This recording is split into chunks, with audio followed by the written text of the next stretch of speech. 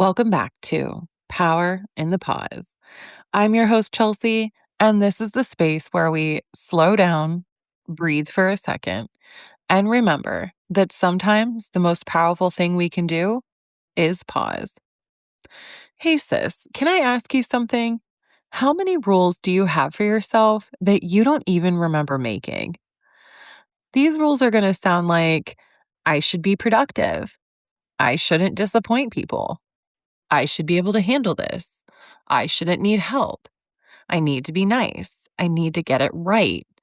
I should be farther along by now. I shouldn't be this emotional. I need everyone to like me. And then the second we break one of those rules, there's this voice that immediately shows up. Why'd you do that? That was stupid. You should have known better. They're probably mad at you. And I recently made a post that said, I gave my inner critic a man's name. Now I just ignore that opinion and assume it's wrong. And his name is Craig. Yes, like Friday. Because sometimes when my inner critic starts talking, I'm just like, why are you lying, Craig? Because Craig is a liar. But here's the thing about Craig. He's also trying to protect me. He's basically running top flight security of the world over here. The problem is, he's not always protecting me from an actual threat. Sometimes he's protecting me from being embarrassed, from disappointing someone, from making a mistake, from being rejected, and often from not being perfect. And that's what I want to talk about with you guys today. Because I think so many women are walking around with these internal rules and this critic voice, and they were created years ago, following them automatically, and then wondering why this inner critic is still so damn loud. So, where do these rules come from? Most of us didn't consciously decide that our rules would be something, we learned them. Maybe you learned that being a good girl meant being agreeable. Maybe you learned that being successful meant never needing help. Maybe you learned that making mistakes meant being criticized. Maybe you learned that keeping everyone happy kept the peace. Maybe you learned that being useful made you valuable. Maybe you learned that being independent meant never having to ask for anything. And eventually, these lessons become our internal rules. But this is what happens. The rule becomes so familiar that we stop recognizing it as a rule and we just experience it as truth. So it sounds like I can't say no. I have to do everything myself. I'm lazy if I'm not productive. People are not going to like me if I disagree. I need to look a certain way. I should have figured this out by now. And then Craig shows up with his clipboard like, excuse me, ma'am, you have violated Section 4 of the Internal Rules Handbook. And suddenly we're criticizing ourselves over something we didn't even realize was a rule. But why is this voice still so loud? This is the part that I really want you to understand. Sometimes we become frustrated with ourselves because we know better. You might intellectually know, I don't have to make everyone happy, and yet someone seems annoyed with you and suddenly your brain goes, oh my God, what did I do? Or you might know it's okay to make mistakes, and then you make one and immediately, how could you be so stupid? Or you might know, I don't have to be productive all the time. And then you sit down to rest and suddenly you're mentally creating a to-do list. That's because knowing something intellectually doesn't automatically mean your brain has learned something different emotionally. These rules may have been reinforced for years, and your brain is really good at repeating what it's practiced. So when Craig gets loud, it doesn't necessarily mean you're failing at healing. It may just mean that the old rule is well practiced. And there's something really important here I want you to know. We don't have to shame ourselves for having the rule. Let's just get curious about it. Because maybe that rule made sense at one point. Maybe being hyper independent really did protect you. Maybe being agreeable really did help you navigate certain relationships. Maybe perfectionism helped you succeed. Maybe staying quiet kept you out of trouble. And we can understand why we learned something without deciding that we have to keep living by it. Okay, sis, let's pause here for a second. Take a breath with me. One breath in your nose, pause, and let it out through your mouth. You drop your shoulders, unclench your jaw,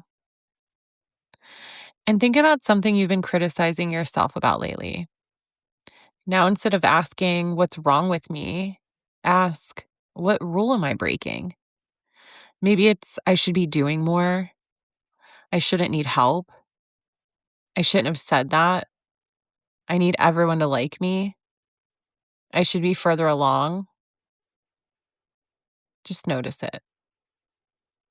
You don't have to change it right now. Just notice the rule underneath the criticism and remind yourself a rule is not the same thing as a truth.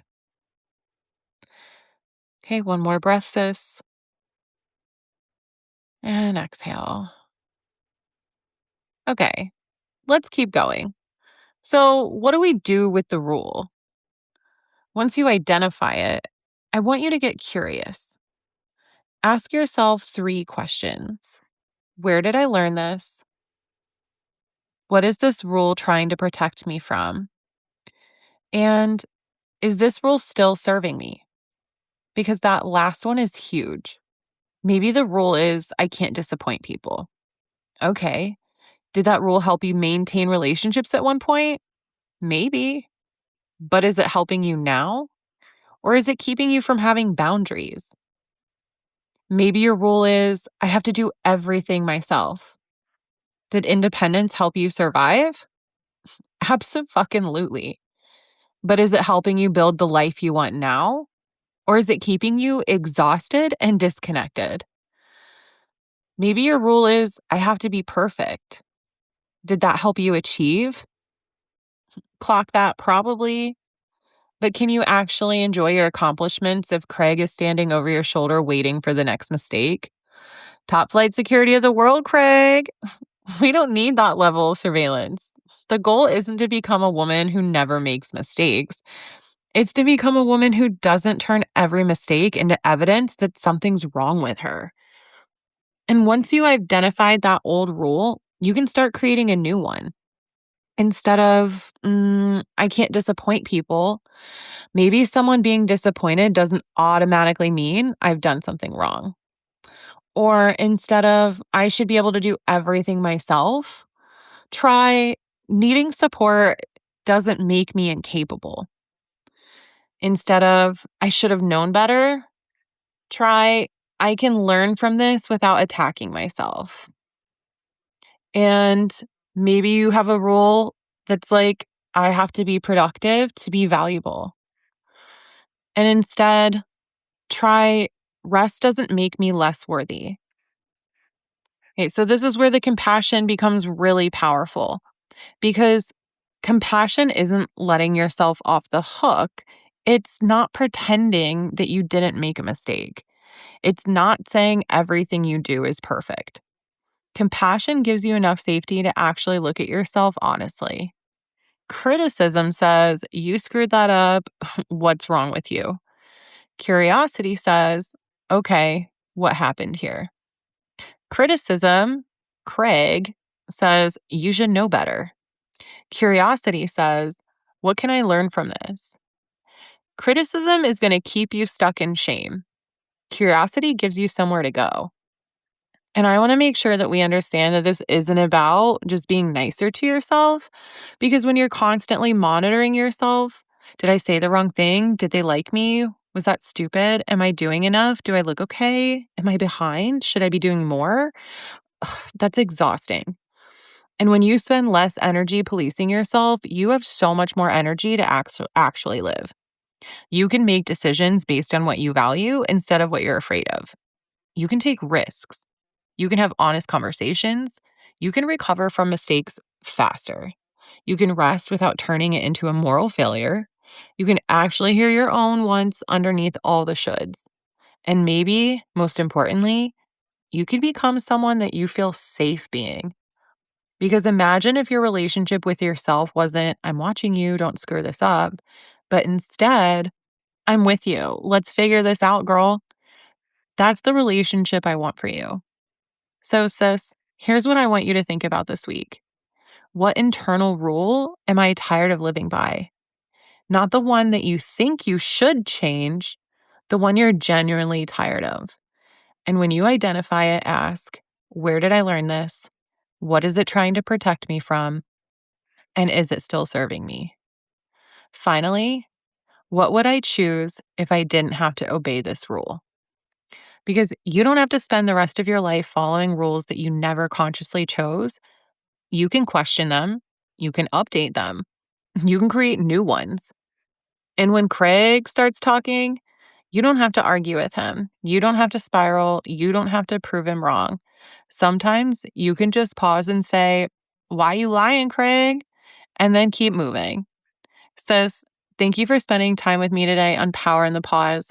If this episode resonated with you, I want you to carry one question with you this week. What rule have I been following that I don't actually believe anymore? And this week, when that inner critic gets loud, see if you can meet it with a little less criticism and a little more curiosity. Because you don't have to believe every thought you have, and you don't have to let Craig run security over your entire life. Sometimes the most powerful thing we can do is pause. I'll see you next time.